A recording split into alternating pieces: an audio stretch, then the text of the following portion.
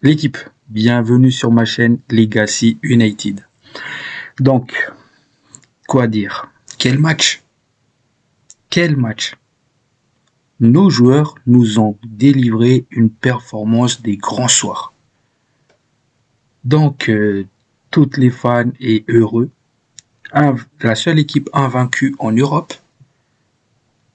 Mais surtout, c'était des histoires de pénalty ce match-là. 2 pénaltys concédés par la Real Sociedad et un penalty concédé par Manchester United. Donc, 3 pénaltys dans ce match-là. Donc, on va débriefer ce match dans cette vidéo. Donc, n'hésitez pas à vous abonner, à liker, à commenter, ça fait toujours plaisir. Sur ce, bon visionnage à vous.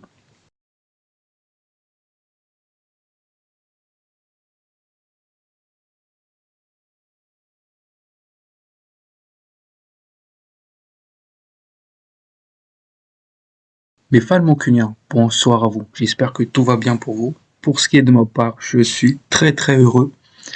Pourquoi? Parce que, encore une fois, notre équipe nous a livré une performance XXL aujourd'hui à Old Trafford. Un match des grands soirs. Un match avec beaucoup d'engagés, dans beaucoup de duels. Un match avec beaucoup de combats. Un match avec beaucoup d'envie. Certes, on a mal démarré le match, mais au final, c'était plutôt un match plaisant à regarder. Il y avait des occasions, il y avait certains joueurs qui commencent à se réveiller, notamment je parle là de Rasmus Højlund. Mais surtout, c'était un grand Bruno Fernandes aujourd'hui. Et ça fait longtemps que je critique plus Bruno Fernandes dans mes vidéos. Parce que ça y est, peut-être qu'il a acquis, il a compris la façon dont il faut qu'il joue dans cette nouvelle système de jeu. Donc c'est beaucoup plus facile pour lui d'organiser le jeu, de mettre le bon tempo, d'organiser le tempo du match. Mais depuis quelques matchs, Bruno Fernandes, c'est un grand Bruno Fernandes. Il faut se dire les termes. Donc, revenons d'abord au match. Donc, victoire de Manchester United à Old Trafford sur le score du 4-1. Un match qui a commencé timidement avec beaucoup d'erreurs techniques de la part des joueurs de Manchester United, beaucoup d'erreurs de jugement. Donc, voilà.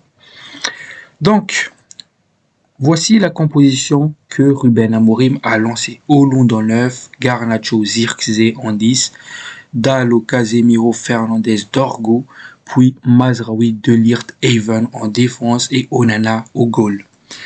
Donc, c'était exactement la composition que j'ai vue pendant la preview. Donc, je suis très heureux pour une fois que j'ai réussi à deviner ce qu'il allait mettre Ruben Amorim. Quoique, j'ai quand même mis Ugarte à la place de Casemiro. Donc, voilà. Donc, comme je l'ai dit tout à l'heure, le match, il était mauvais au début. On va dire les 10 premières minutes. D'ailleurs, il y avait le but qui arrivait, hein, et c'était... j'ai envie de dire c'était mérité à la 10e minute. Pourquoi? Parce qu'en fait, on n'arrivait pas à se sortir du pressing qu'imposait la Real Sociedad. On n'arrive pas à enchaîner plus de 2 passes. Il y avait beaucoup d'erreurs techniques, beaucoup d'erreurs de placement. Les joueurs, ils montraient pas vraiment cette envie. Mais par contre, le but sur penalty concédé par De Ligt, ça a réveillé ces joueurs-là. Parce que juste après ce but-là, il y avait des occasions pour revenir. Et vient cette occasion à la 16e minute, penalty, transformé par Bruno Fernandes. D'ailleurs, quel joueur et quel frappeur aussi. Coup franc, penalty. C'est le goal assuré quand c'est Fernandes qui va le tirer. Le calme qu'il a, il attend au dernier moment et toujours il prend à contre-pied le gardien de but. Donc quel joueur. Honnêtement, quel joueur. Donc, vient ce but de l'égalisation 1 partout. Donc, on enchaînait les occasions. On a enchaîné les occasions, mais on n'arrivait pas à prendre l'ascendant avant la mi-temps. Donc, on revient du vestiaire, on continue à pousser, et notamment là, Dorgo obtient un penalty. Mais avant cela, déjà, Dorgo, il a fait un match énorme. Beaucoup d'activités sur son couloir, beaucoup d'interceptions défensives. Mais quel joueur! Et surtout beaucoup de courses offensives, notamment sur cette passe de Zirkzee qui provoque aussi le rouge par la suite. Donc, il fait mal par ses percussions, ses appels à la limite de hors-jeu, mais qui prend vraiment à vitesse tous ces défenseurs qui est ultra lent, il faut se dire les termes de la Real Sociedad. Donc, rouge sur une passe magnifique de Zirkzee. Donc, pourquoi? Parce qu'en fait, c'était quasiment le dernier défenseur, parce qu'il s'il n'a pas commis cette faute-là, je pense que Dorgo, il aurait était en face à face avec le gardien, il était plus rapide. Donc c'était une annihilation d'action de but. Donc rouge mérité, il n'y avait pas de discussion. Donc c'est deuxième penalty de Bruno Fernandes, il le transforme. Puis le match continue, il y avait des occasions, beaucoup de joueurs s'est tenté, notamment Højlund. Par contre, Højlund, devant le but, c'est pas encore ça. Il est encore en manque de confiance. Donc voilà.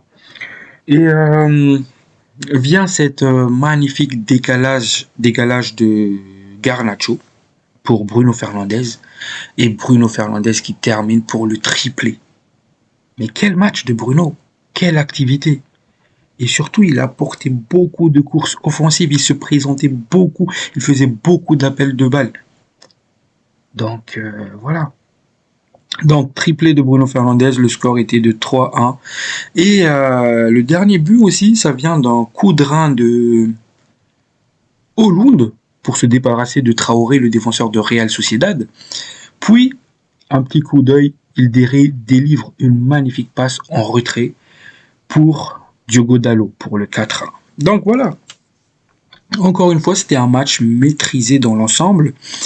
Et il y avait des centres, il y avait des dédoublements. Et surtout, il y avait beaucoup de vitesse. Ce qui manquait pendant les 10 premières minutes. Mais là, par la suite, on a élevé le jeu. Et je tiens aussi à souligner une chose. C'est que, d'habitude, Manchester United, après une très très bonne performance face au gros, c'est-à-dire par exemple face à Arsenal, le match d'après, Manchester United a tendance à mal jouer. Mais cependant, là, Manchester United a bien joué, 2 fois de suite. Il faut le souligner, celle-là. Donc, c'est match très très solide aussi de la part de Even. Quelle maturité! Quelle maturité! Et surtout, quelle maîtrise! Le gars, il est calme. No stress. Des fois, j'avoue que des fois, j'avais eu un peu peur. Je me suis dit, mais imagine, il se fait intercepter avec cette passe. Mais au final, il a très très bien joué. Il a prouvé encore une fois qu'il mérite une place de titulaire. Et moi, ça me fait plaisir. Donc voilà. Even, Dorgo, c'était monstrueux. Casemiro. Quel match. Aujourd'hui, j'ai pas beaucoup de critiques. Højlund, il a gagné ses duels. Il a gagné beaucoup de duels aujourd'hui. Il était vraiment ce point de pivot. Il a fait beaucoup de déviations. Zirkzee, il a fait mal aussi.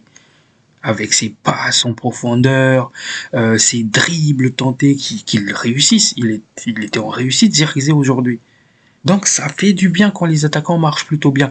Garnacho qui est pas égoïste, mais il manque ce problème de finition côté attaquant de Manchester United. Je pense que maintenant, il faut corriger ce problème de finition. Et si on corrige ça avec les bons déplacements de nos attaquants, je pense qu'on va faire mal. Donc voilà. J'ai fait le tour un peu de ce qui s'est passé dans ce match. Maintenant, parlons statistiques. Donc, possession de balle obtenue par Manchester United. On a dominé le match. En même temps, il y avait un rouge qui est apparu aussi. Donc, 62-38. Duel gagné. 63-37. Quand je vous dis que gagner les duels, gagner les seconds ballons, ça peut être synonyme de victoire. C'est important de gagner ces duels. Donc, passe réussite, on est supérieur à eux. Voilà, circulation de balles, corner, on a eu plus de corner, corner réussi, on a eu plus de corner réussi. Et comme je vous l'ai dit tout à l'heure, il y avait beaucoup de centres. 21, centre et corner, 21. Donc, comme je vous l'ai dit, on a beaucoup alimenté aujourd'hui les joueurs dans la surface de la réparation par des centres de Garnacho, par des centres de Mazraoui, Bruno Fernandes, Dorgo, et même Diogo Dalot s'est tenté aussi dans le domaine. Donc voilà, c'était plutôt bien joué, et même Casemiro. C'était plutôt bien joué. Donc, duel gagné défensivement, 48-28. Duel aérien, gagné défensivement, 16-11. Donc, comme je l'ai dit, les duels, tous les duels, on a maîtrisé aujourd'hui, que ce soit des duels défensifs, que ce soit les seconds ballons, que ce soit des duels offensifs même. J'ai trouvé ça, Hollande gagner des duels offensifs. Ça date celle-là quand même. Même moi, si on me l'a dit, hein, j'aurais pas cru, franchement. Donc voilà. Et par rapport au match aller, nos joueurs, ils sont dans les tops. Il y a beaucoup de joueurs de Manchester United. Là, on parle de top circulation de balles. Mazraoui, De Ligt, Hayden, Garnacho. Déjà, dans le top 5, il y a 4 joueurs de Manchester United. Que ce soit top défense, c'est-à-dire les duels gagnés défensivement. Hayden, Bruno Fernandes, Patrick Dorgo, Rasmus Højlund, comme je vous l'ai dit, 6 sur 9 duels gagnés. Patrick Dorgo, 11 sur 14. Bruno Fernandes, 6 sur 7. Hayden, 4 sur 4. Il a gagné tous ses duels défensifs, le mec.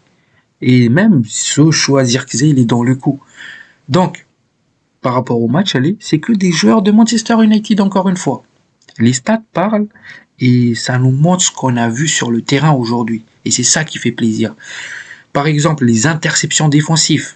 Casemiro, certes, il y avait Zubimendi aussi, mais Casemiro, Garnacho, Hayden, Bruno Fernandes. Encore une fois, 4 joueurs de Manchester United. Duel aérien gagné, défensivement. Patrick Dorgo, De Ligt, Rasmus Højlund et même Casemiro. 4 joueurs de Manchester United. Vous vous rappelez de ces stats-là? J'en avais montré pendant le match aller et on n'avait pas le maîtrise dans ces domaines-là. Certes, on méritait de gagner, mais dans ces domaines-là, on n'avait pas le maîtrise. Et là, c'est tout le contraire. Résultat, 4-1. Comme quoi, gagner ces duels-là, ces interceptions, ça te fait gagner les matchs. Et là, c'est les statistiques qui parlent. Donc voilà. Très très bon match encore une fois. Mais le match était haché aussi par des fautes commises par les joueurs de la Real Sociedad. À chaque faute, ils contestent. Mec, il y a faute, il faut l'assumer au bout d'un moment. Donc voilà. Manchester United est la seule équipe invaincue en Coupe d'Europe cette saison, parmi les 72. Vous imaginez du stade quand même.